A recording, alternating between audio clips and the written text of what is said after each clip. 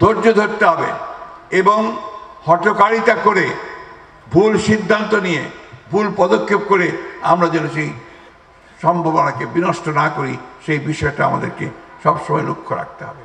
হ্যাঁ, দেশের অবস্থা অর্থনৈতিক দিক দিয়ে খুব ভালো নয়, রাজনৈতিক দিক দিয়ে ভঙ্গুর অবস্থা হয়ে আছে, একটা ভাসমান পরিস্থিতি আছে।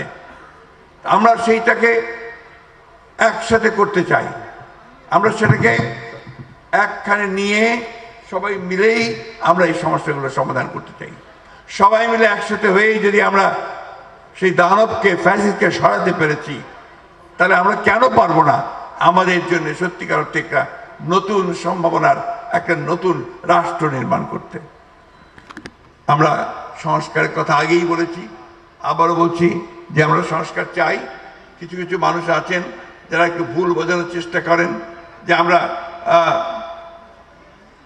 সংস্কার আগে নির্বাচন চাই বা নির্বাচনের জন্য অস্থির হয়ে গেছে। বিষয়টা কিন্তু সেটা না, এটা বুঝতে হবে। আমরা যেটা বলছি যে নির্বাচনটা কেন দ্রুত চাই, এই কারণে দ্রুত চাই যে নির্বাচনটা হলে আমাদের যে শক্তি, সেই শক্তি আরো বাড়বে, যে সরকার থাকবে, পার্লামেন্ট থাকবে, সে অনেক বেশি শক্তিশালী হবে, আর যে সংকটগুলো সৃষ্টি হয়েছে সেই সংকটগুলো দূর হয়ে যাবে। আমরা তো এই কথাও বলেছি যে আমরা নির্বাচনের পরে আমাদের দল থেকে আমরা বলেছি যে আমরা একটা ঐক্যবদ্ধ জাতীয় সরকার করতে চাই, সবাই মিলে রাষ্ট্রের সমস্যার সমাধানগুলো আমরা করতে চাই। এটা আমাদের কথা।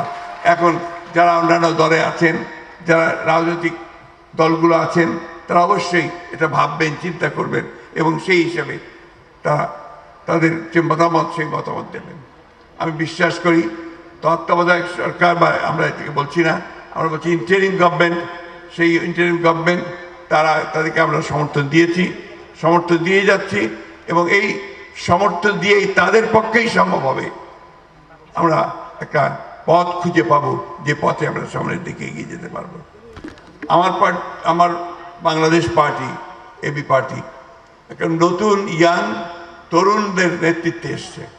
আমি ব্যক্তিগতভাবে খুবই আশাবাদী যে এই দলের মধ্যে যে সমস্ত তরুণেরা এসেছেন, যারা দল করছেন, দলকে সামনের দিকে এগিয়ে নিয়ে যাচ্ছেন, তারা অবশ্যই সফল হবেন এবং বাংলাদেশে এবি পার্টি একটা অত্যন্ত গুরুত্বপূর্ণ রাজনৈতিক ভূমিকা রাখতে সক্ষম হয় বলে আমি বিশ্বাস করি।